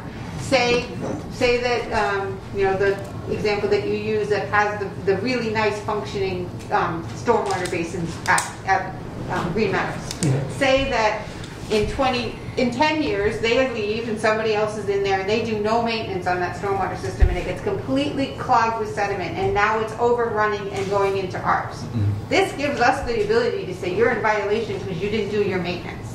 And you know, but do you put a maintenance agreement into the construction project? Yeah. Well, if you put it in and it's in the deeds, It should go for the rest of... Conservation doesn't have any power as soon as they sign off on their conservation permit. As soon as they release that, it's done. Their order's done, there's no problem. There's limited powers. And it doesn't cover sites that aren't an acre site of disturbance that isn't near a wetland, which they do exist. You know, if there wasn't any runoff, this covers them too that doesn't fall under conservation. They exist, and they probably have a catch basin next to them that runs directly to the water body, Right. so Right. it's like it's... My it's just thing a with blind the spot. agricultural and the town, I guess there's two different standards there. Well, the town for our own, for anything that's like our municipal facilities, we have to do our own SWIP plans and regulating. So we are regulated. We are also regulated under this MS4 permit. So like my building, like this wastewater treatment plant, they're all regulated. We have to still meet that. It's just for roads and road maintenance that we're actually not regulated. It allows us to do that road maintenance type activities. It doesn't release us from anything else from like our sites. Agricultural has a long history in this country and has a very powerful lobby. So that is why you see things like agricultural exemptions. Agricultural has an exemption from wetlands too. And they have much different wetland requirements than a construction site does. And they can go much closer to streams and rivers. And that's also why you see it in a wetlands situation. And that's why, the history there is because of the... Owl. Yes. Thank you. Also, we all like to eat. Yeah, we do. Yeah. Did you write this? Eating's good. I didn't write this. I did, because I wasn't sure anybody would do it. No, you're supposed to be the manager. But Anyway, that's on another agenda item. sorry, I didn't mean to. I'm talking about something else. Councilor Dow. Thank you. So when you apply for a special permit, you're supposed to maintain the special permit, or they can close it down, either the conservation. I don't know Yes, what it's you mean very by- similar to but special permits don't cover everything in every activity. Special permits cover people that go for special permits. Yeah, but pretty much everything in town is special permit. Well, it still doesn't exempt us from having to have this bylaw to be Yeah, able but to you're enforce. trying to say that the conservation want to sign over something, like, they're out, but if a special permit, they still have the power to go back and to check if that, Yes, they do, but they don't have a power to fine. they can shut down their job. The job, but it's much more effective sometimes to fine. And the people who are issuing the special permits aren't looking for they're not specifically looking for a stormwater, to protect stormwater. Or have the, Trust me, I don't want this. we really. No, because, because the Sturbridge, I do have the station, and we do have the detention pond in the back, Yeah. and then they come inspect it every few years. If you don't maintain it, whatever, they give you a certain time to do it. If not, then they can move forward. Fine. They probably already have a stormwater bylaw. I know they do. All right. Well, the wetland bylaw is still. Councilor Catrona. Thank you. Just very briefly to touch on what Councilor Marquetti said earlier, there's 8 councilors here this evening, and for future councilors, we asked the town manager this year to give us a balanced budget, or a budget that was less than balanced. Obviously, we have a DPW, and it's going to be up to the town manager this year to present us with a different budget. We need additional staff in the DPW, which is going to increase our budget, obviously. So I know it's kind of off subject, but there's multiple needs that, like we discussed last night, and this will be an additional need that the town manager will have to address in next year's budget. So just for this council and future councils to be aware of. That is true. Thanks. Any other? Okay. Councilor Dow, manager, Maureen, please try not to be repetitive. We got a lot to talk about. Okay. Thank you. But isn't it that something we have to meet the law? Yes. Because we're not, so we can't run away from that, regardless if our budget meet or not. We have to do that. That's what I'm saying. the requirement. Correct. Yeah, we need staff. Right. Okay. Yeah, quick. See that? Perfect. Manager McCall. So after I arrived here, amongst many other things that I received and uncovered was I did get a letter at one point from the EPA, which started the dialogue between Matt and Heather, and Matt had been working along with this. So once he got some of the guidance in the draft, we continued to work, and which has led us here today. The previous community I worked in, this was implemented much like in other communities because of the unfunded mandate. The way the funding was addressed, oftentimes stormwater has been managed in an enterprise, and you'll see that most communities have implemented some type of stormwater utility or management fee. Oftentimes it's based on the impervious surface, and in more cases than not, it's a tiered system, and it's really not designed to hit the homeowners that badly, but it looks more towards the larger entities that are either existing or coming into your town that want to do large disruptions and create large impervious surfaces because they are the ones contributing to some of the problems. So that is something that we look at some point, whether or not that's the appropriate thing, but that seems to be the way most communities have done that, and push it off into the people that have the larger impervious surfaces that are contributing to the issues with the stormwater runoff.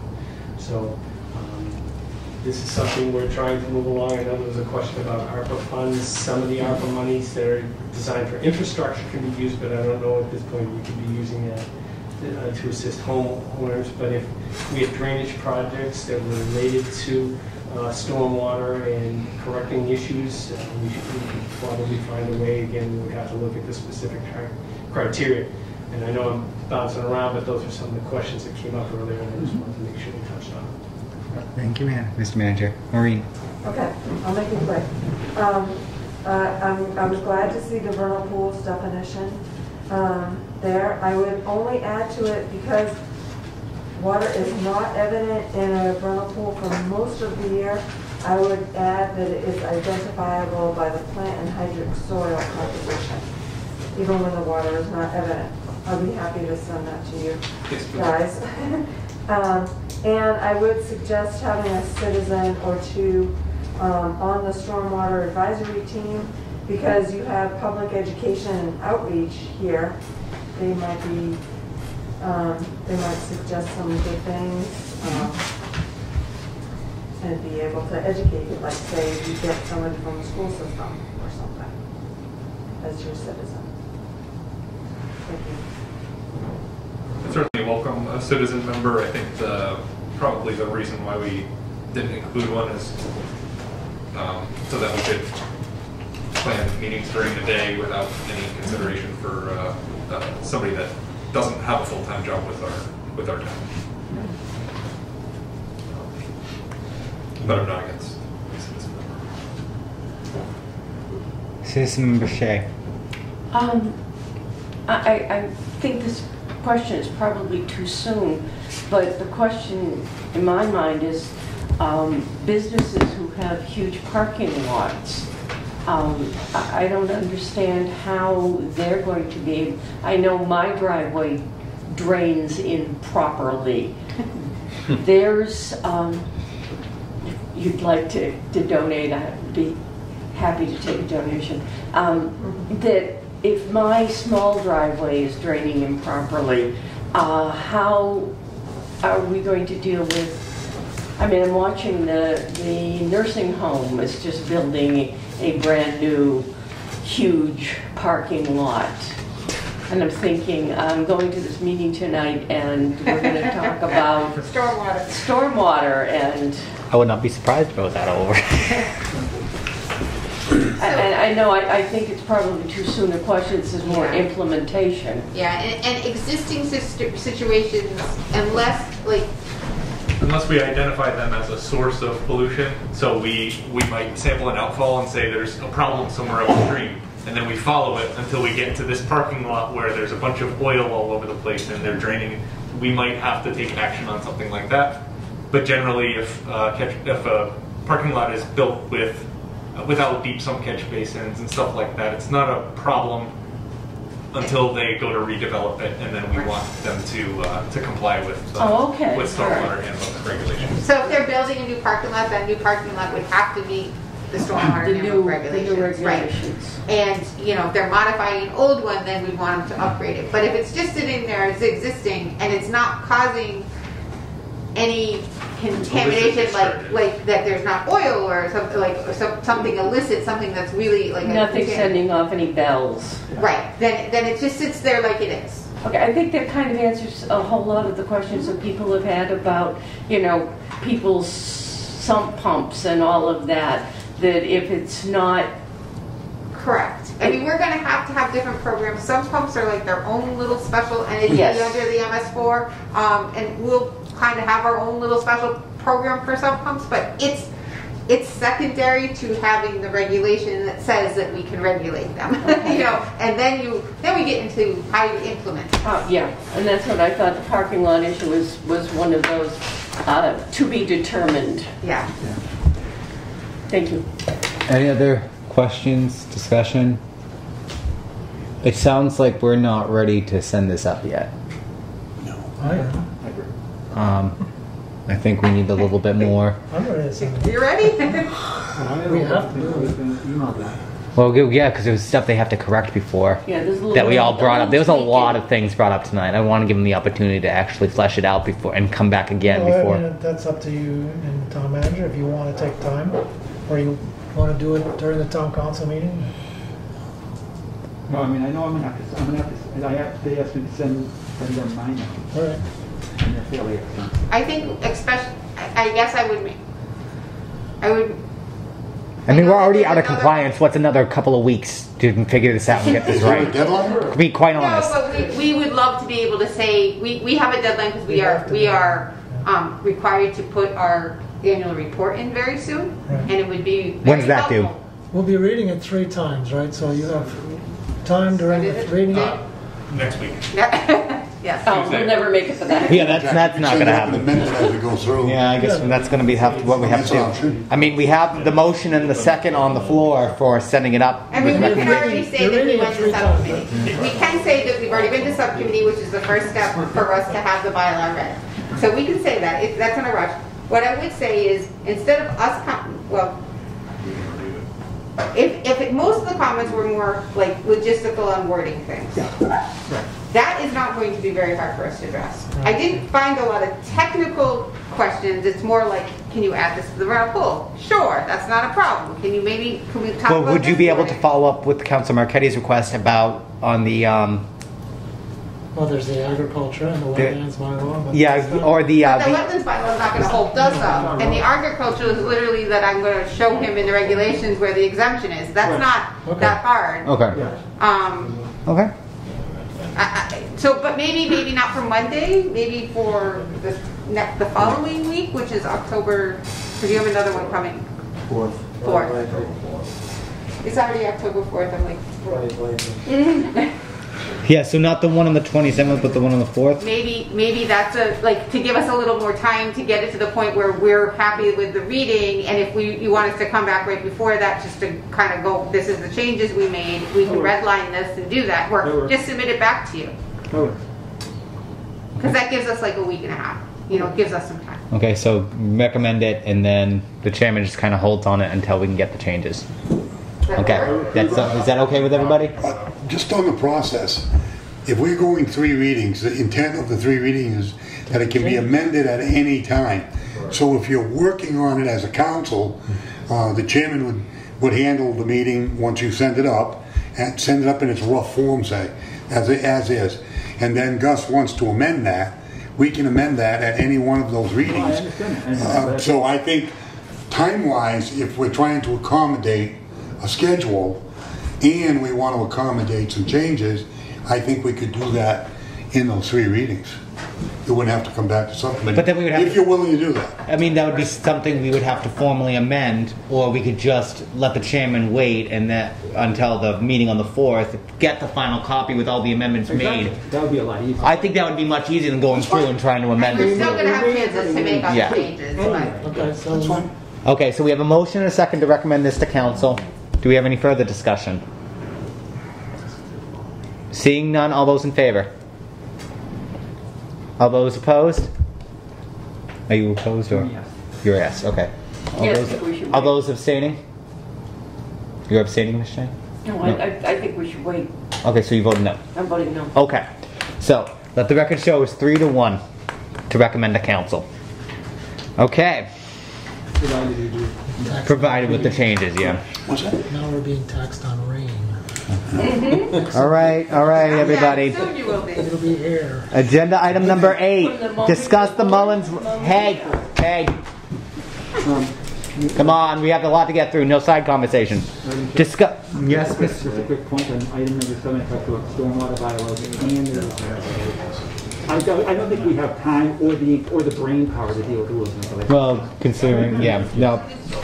Well, I'm going off the recommendation of the. So I would suggest that we delay the stormwater rules and regulations. Okay, is that a formal motion? Yes. Can I have a second to that, please? What was the motion? I'm sorry. To delay the regulation portion of it, because we're not discussing that right now. It's just, okay. Second. Okay. Any further discussion on that? All those in favor of delaying the regulation discussion? All those opposed? Okay, let the record show that was also 3-1. Moving on. Number 8, discuss the Mullins Rule and entertain a motion to recommend to council adopt the Mullins Rule. This is Councilor Marchetti's agenda item. I also know that based on my reviewing the meeting, I know the manager was supposed to come up with a couple of things for this. He was supposed to develop and draft the conditions and the I think it was just the listing of the conditions that we had discussed during that meeting.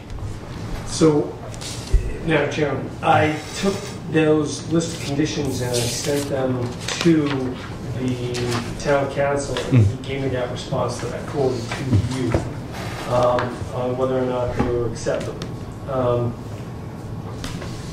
And let's see, I'd have to go back and refresh my recollections about it, but he said, if you prefer, I could just read it. I did put the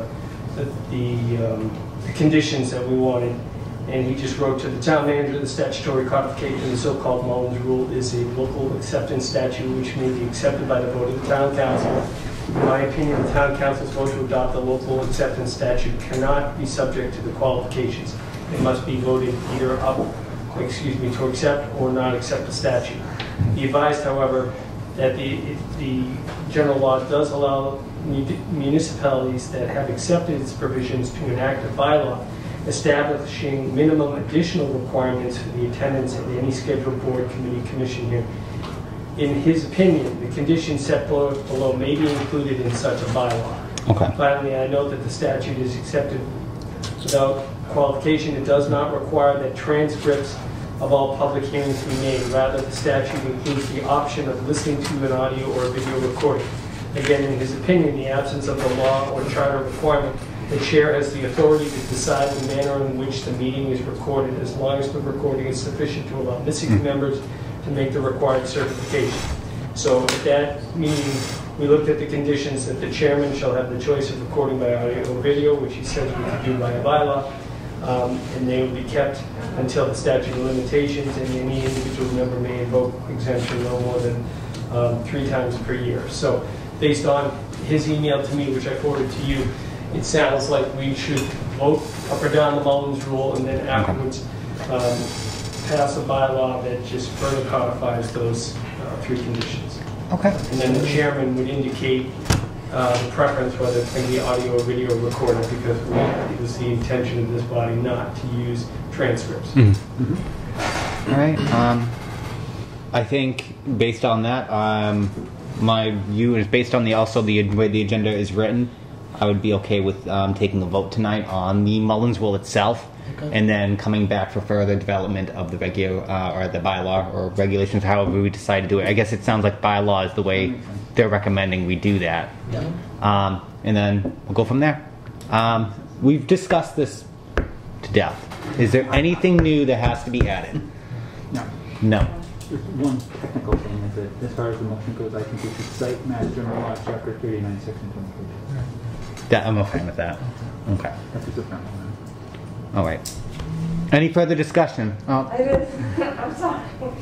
I just wanted to say like how important this is. Yes. The Conservation Commission, we had so many people missing. like there wasn't quorum sometimes, there wasn't. Another time, it was very hard to pass anything. And that's why Ken Comia had suggested this. So I really hope you guys go for it. Okay. All right. Any further discussion? All those in favor of recommending the passage and acceptance of the Mullins Rule? All those opposed? The record shows unanimous of all present. Moving on to the final agenda item. Thank you, everybody, for bearing through all that. We're at the end. So this is on the proposed, the possible proposed rule of 4B pertaining to appointments and reappointments to committees, boards, and commissions by appointment or other appropriating authority as, not the town council, to the town council subcommittees. I'm sorry, in my version, I have the changes laid out in red. So I apologize, it's not reflected there because it's only Rule 4 right now, not Rule 4A and 4B. It's just B that we're voting on, right? Yeah, but I have to change the whole thing because it would be 4B, so I had to change that to be 4A. So that's why it's all laid out like that.